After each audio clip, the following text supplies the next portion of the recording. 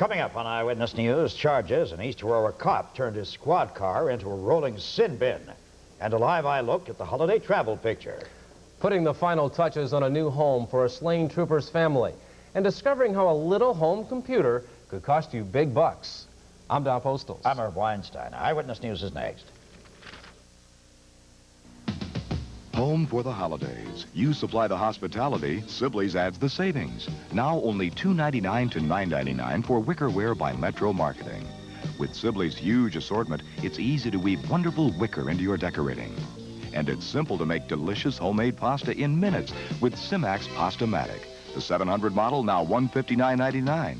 Pasta-Matic does the work. You get the compliments. Holiday values worth raving about. Now at Sibley's, of course.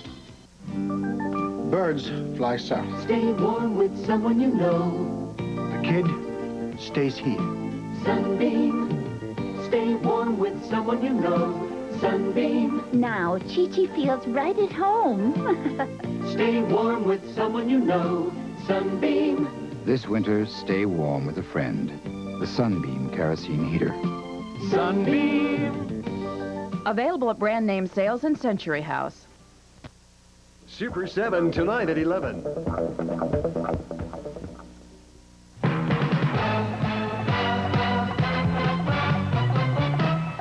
This is Eyewitness News. Now, with Western New York's #1 newscast, here with Don Postles is Herb Weinstein. Topping tonight's Eyewitness News, a grand jury paints a rather ugly picture of the East Aurora Police Department, including charges. One cop spent some of his time having sex in a squad car rather than patrolling city streets. Cindy DiBiase is here with more on that. Irv, this 17-page report, the first one ever made public from an Erie County grand jury, reveals what it claims are serious irregularities and deficiencies in the East Aurora Police Department. People who secretly testified before the grand jury charged that the East Aurora Police Department put officers on the street who had little or no knowledge of firearms, arrest procedures, or penal law, that unqualified dispatchers were on duty taking emergency calls, that the firearm system was lax, that keys on evidence lockers were missing, and as a result, drugs and stolen property were sometimes misplaced or lost. And finally, that a number of times, one on-duty police officer engaged in sexual activity with a civilian in a police vehicle. There were also charges made involving elected officials in East Aurora. I'm reading from the report here. One charge says untrained municipal officials interfered with police arrests and investigative procedures. That's a pretty serious charge. All I know is the rumors that I've heard prior to my election in March of this year. There were many rumors around the village about charges such as this. The jury foreman told me the grand jury didn't name names or take formal action for one reason. That we were afraid of implicating people who had testified before the grand jury and whose testimony is secret, and by saying too much, we might have divulged their identities, and we were afraid of the ramifications of that. But Mayor Kelly says that puts a black cloud over the dedicated police officers and elected officials in East Aurora. It really puts them in the limelight where everyone that they stop or investigate is going to question their honesty, and I think this is a terrible thing. The grand jury says while it didn't take further action in this investigation, it's hoping that this report will spark citizens to keep a closer eye on their local police departments and government. On the Channel 7 Economic Beat tonight, a holiday season blow to hundreds of Chevy workers. The automaker is passing out pink slips at 3 area plants. 25 Harrison Radiator employees are being placed on indefinite layoff, and hundreds of workers at Chevy Forge and Chevy Motor are being told to take next week off because of adjustments in production schedules. Workers at Ford's Woodlawn stamping plant are hurting too. Today, 49 were placed on indefinite layoff, and almost 300 on temporary layoff. We're told that they're now out of a job indefinitely. Few folks seem interested in venturing very far after the holiday. So, Herb? That's very true, Don. And in a recent Eyewitness News poll by Frank Levin's Buffalo Survey and Research, 88% of the people we talked to said they'd be having Thanksgiving dinner right here in Western New York. 11% plan a jaunt of better than 100 miles, and about 1% hadn't figured out what they're going to do on the holiday yet. Eyewitness News reporter Sherry Margolis spent today finding out more about the local travel picture, and she's at the airport with a live eye to bring us an update. Sherry? Well, Irv, there are still plenty of flights scheduled to be leaving from the Buffalo airport tonight as people take off for the Thanksgiving weekend to spend time with family and friends. And for the most part, those who are traveling this weekend will be doing it by plane. This is the biggest holiday weekend of the year for the airline industry. Airline officials report that sales are up and most flights are booked solid. We're going to New York City to see my son, who's in medical school down there with his wife, and we will be coming back in a few days. Go home for the Thanksgiving holidays just to see my brothers. I have 3 brothers and my mother in Cincinnati. How long will we be staying for? Just for the weekend. There is one little problem. U.S. Air officials say their no-shows are running about 30 to 40%, way above the normal 10 to 15%. But even with all those people not picking up their tickets, officials say they're still way ahead because of all those waiting to fly standby. But there is a more down-to-earth concern. While air travel is up, highway travel seems to be down this year. The AAA says throughway traffic probably won't surpass last year's level, and local gas retailers agree. I think a lot has to do with the economy. Other than that, you know, it's been down all year round, pretty much a little bit. I would say basically the economy. I don't think people are traveling quite as much. Business at this throughway station is down 20%. And the same is true at this Howard Johnson's along the thruway. So while it may be a small segment of the population that's traveling this weekend, most of them seem to be flying. And for airline officials, that's just more reason to be thankful on this Thanksgiving. I'm Sherry Margolis with the Channel 7 Live Eye at the Buffalo International Airport. Okay. Coming up on Eyewitness News, the new Courier News is not going to get any older. And Action 7 reports how you can be clobbered by computer costs. Harvey's Bristol Cream is the greatest gift of all times. At 1 it's done, at 3 the tree, at 4 it opens doors, at 8 it's fate, at 9 divine, at midnight the big night. Harvey's Bristol Cream, the greatest times of all times. Harvey's Bristol Cream.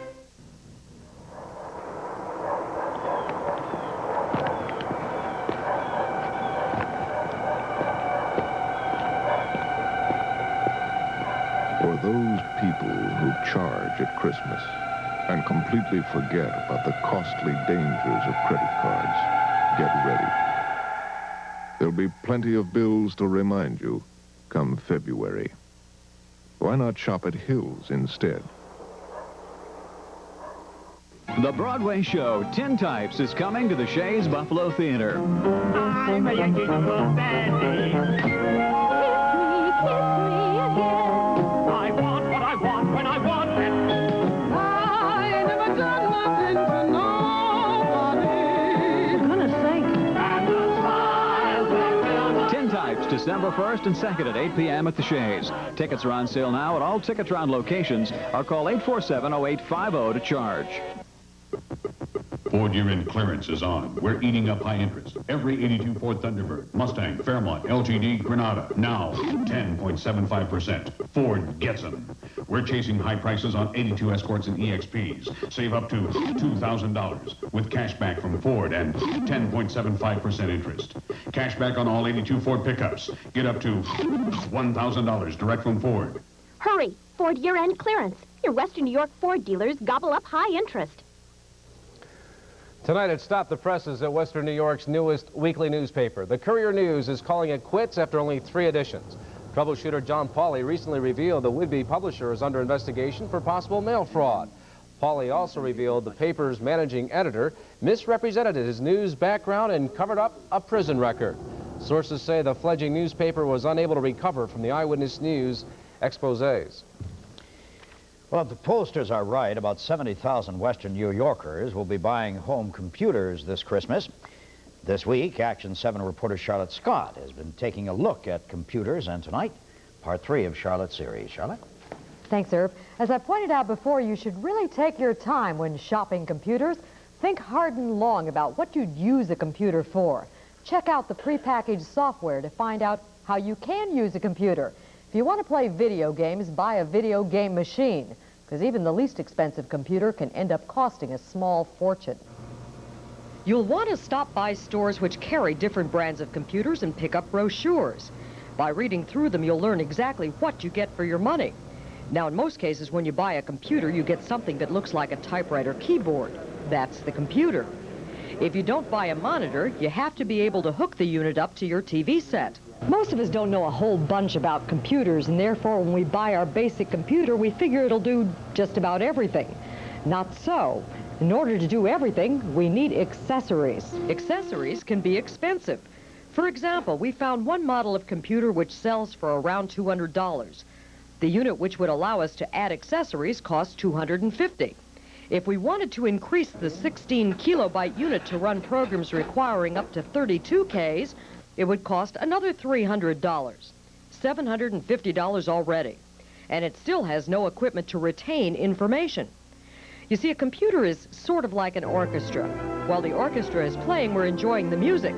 But unless we've recorded that music, it's gone when the musicians stop playing.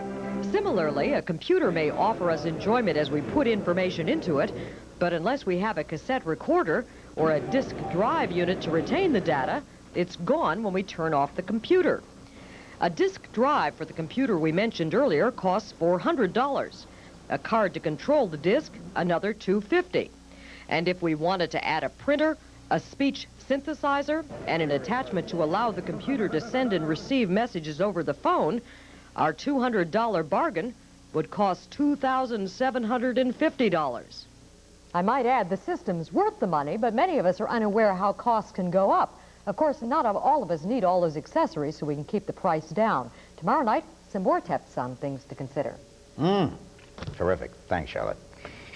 Ahead on Eyewitness Sports, Rick takes a look at the Sabres and Stallions action tonight. And our sports team also starts a series of ringside reports on boxing safety. Great Moments in Buffalo Bills history is brought to you by Bell's Supermarkets. Get the Bell's spirit. He is only 190 pounds, but in 1980, rookie Joe Cribbs becomes just the fourth Bill to rush for 1,000 yards.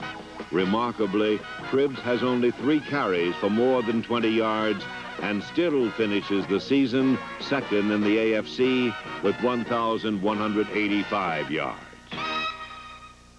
You've heard about the good old days when you shopped for only as much as you needed. If you needed 2 pounds of flour, that's what you bought, and it was always fresh. At Bell's, the good old days are back. Now, with bulk foods, you can help yourself to basics like sugar, flour, rice. Buy only what you need and save up to 60% over name brands. For quality, freshness, and savings, help yourself to bulk foods. It's an old-fashioned idea for new-fashioned savings. Saving your money, that's the spirit of Bell's. Until new Genie Track Drive, most do-it-yourself garage door openers were driven by a greasy chain. Track Drive replaces old-fashioned chains with a super tough track that never needs grease or adjusting. Only Genie has it. Track Drive goes together faster and simpler. Protect your family and open your door the easy way. Honey, you did it!